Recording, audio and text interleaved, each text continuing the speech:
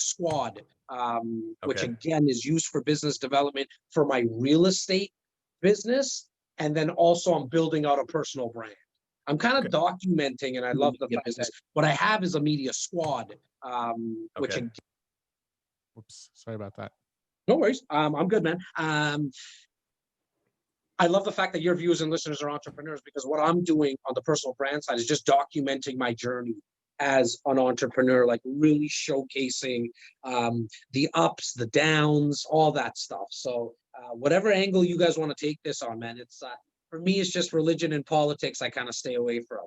Yeah, same here. But maybe we'll talk about, since you have a team, because how big is your team, Jas? I got 37 realtors and 10 support staff. I just Okay. hired a new guy today, so I think it's 11. My boy Nikki B, who just joined me as my new videographer editor. So he's actually right above my shoulder. You might see him prop into the screen. I hope that's okay with you guys. But I do a lot of content. I do about 20 pieces of content a day on all the platforms, and I kind of figured how to repurpose stuff really, really well now. It's a machine here in that sense.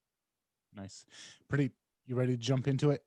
Yeah, might as well. Okay, I'm going to start the recording on my end, and we are live on YouTube, it looks like. This is Male Entrepreneur Podcast episode number 136, and we are live in 3, 2.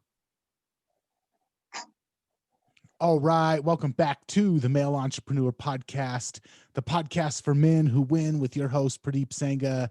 Purdeep, how you doing today, man? Doing awesome, man. It sounds like it seems like it's been a while since we recorded an episode. We did a bunch of batches before I took off to BC. Yeah, it's been like it's almost been a month since the last time we recorded. Yeah, I kind of missed you there. I missed you too. And it looks like we got a guest on the episode this week. Yeah. Today we have an awesome guest. We have Mr. Jas Takhar here. He's a fellow Canadian, a entrepreneur. He's you can say a titan in the real estate world, and he's also not too far from where I live, so about an hour away. So welcome, Jas. Thanks for having me, guys. I appreciate the kind words, Purdeep. And don't worry, Nathan, we won't beat up. The two Canadians won't beat up on the Americans today. But, I thought we weren't going to talk about politics. no, we're not talking. We're just talking about where we're signing in from. That's all we're talking about. But again, man, really appreciate the kind words, and just a big kudos to you guys. For anybody who's watching or listening right now, you're looking at a guy, at myself, who produces a lot of content. So I know how hard and how tough it is to get guests, book guests, produce a podcast, edit, get it out there, put yourself out there. You're actually putting yourself out there for a lot of criticism sometimes. And so I know how tough that is, man. And so kudos to you guys. Congratulations to you guys for putting yourself out there. Yeah, thanks. And appreciate you having taking the time to actually be with us. So Jas, can you tell us a little bit about your story? I did a little bit of a research myself, but for the listeners, I think it's really interesting, because the one thing that stands out for me is, I'll kind of let you lead up to that, but the 1.6 billion mark in terms of, the sales that you guys have done. Yeah, I mean, I've been in sales and service my whole life, Purdeep. Even as like a 6-year-old, and not that the 1.6 billion includes my sales as a 6-year-old, but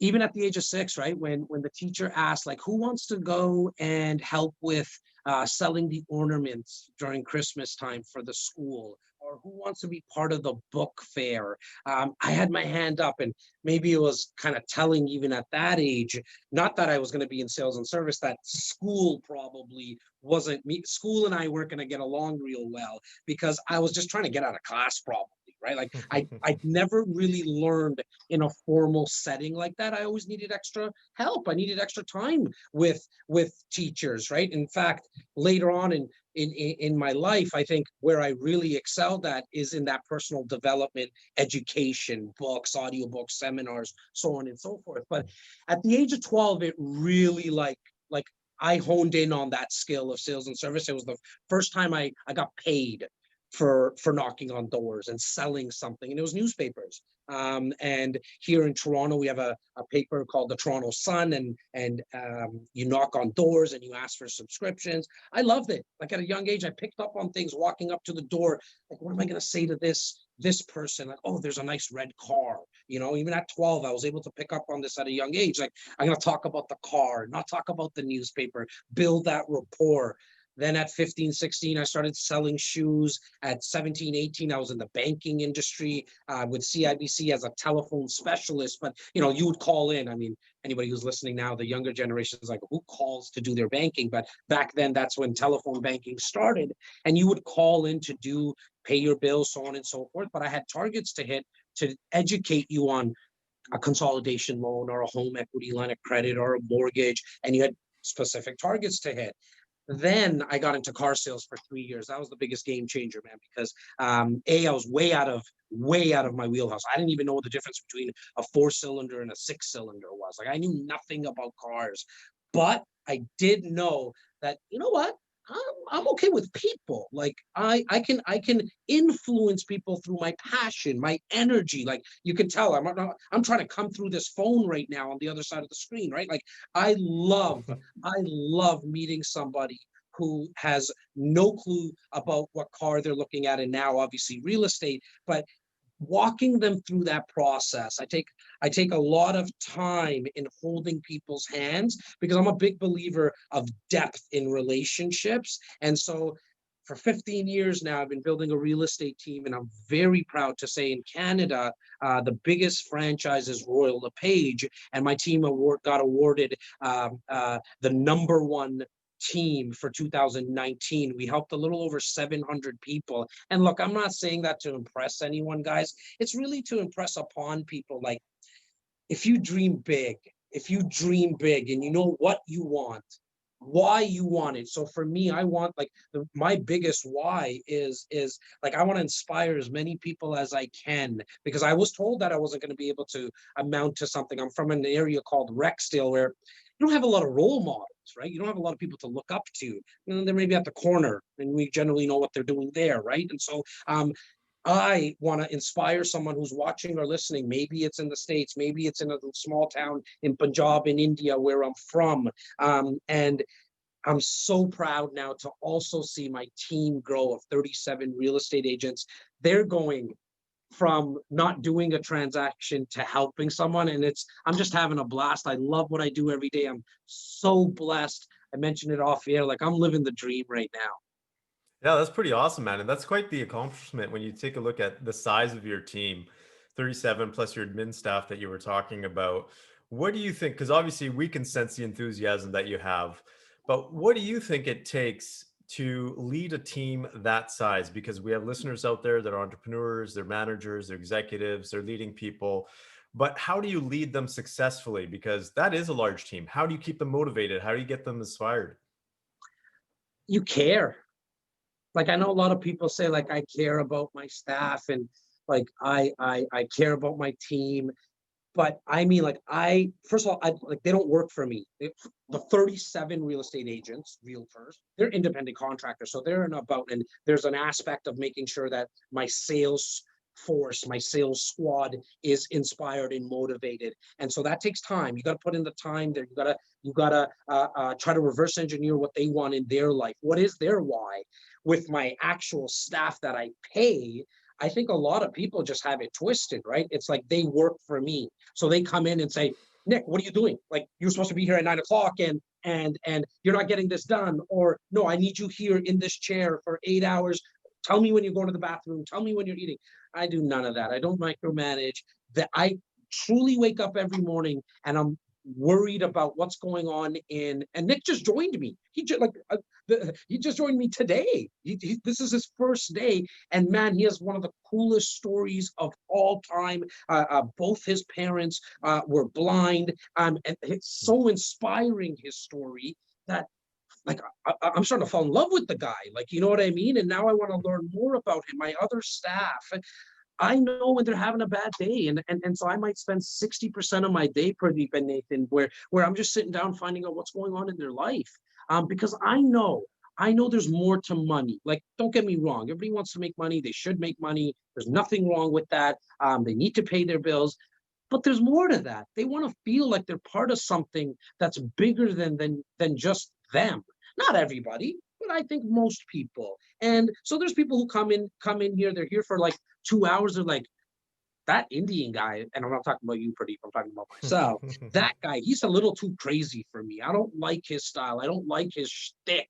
They think it's a shtick, and they don't stick around. But that 10 support staff have been with me from anywhere from 13 years to like obviously Nick today. But on average, I don't got a lot of turnover here. It's just because I care, man. I spend a lot of time on their personal life. Like, I'm not trying to mentor my team to who they are. It's really to who I know they're capable of being. And so I think that resonates with a lot of people, man. Yeah, I think that's a great strategy because a lot of times as business leaders, business owners, entrepreneurs, you spend a lot of time worrying about the strategy, the tactical piece, which you do have to do. But when you have a team that size, I think it's overlooked the time that you should be spending in terms of helping, mentoring, and actually developing your people. I see that shortcoming quite significantly in the business world because most people are focused on financials. They're focused on, hey, my competition, all this other stuff. Again, that's important. You can't lose sight of that. But as a leader, as the owner, the fact that you're spending 60 time with your people, that's pretty impressive.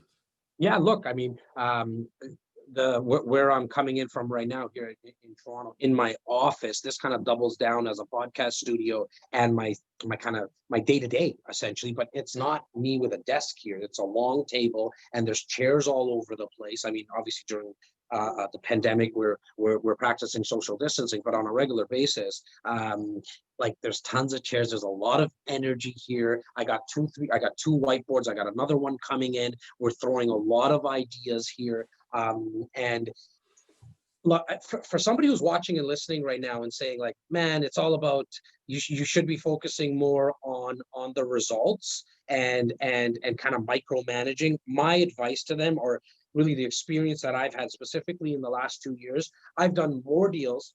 I've produced more content.